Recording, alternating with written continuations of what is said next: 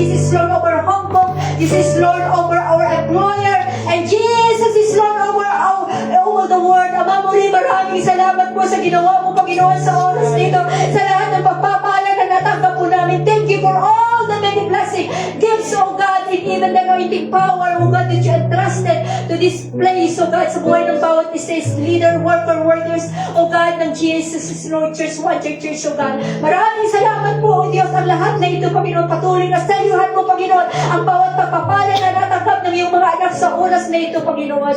As we entrust to you everything, oh God, sa oras na ito, Panginoon. Thank you, everything, oh God, what you did today, oh God. We are all blessed, Lord. As we give you back all the glory, the honor, the power, and praise. In Jesus' holy, mighty name, this all we pray. Amen.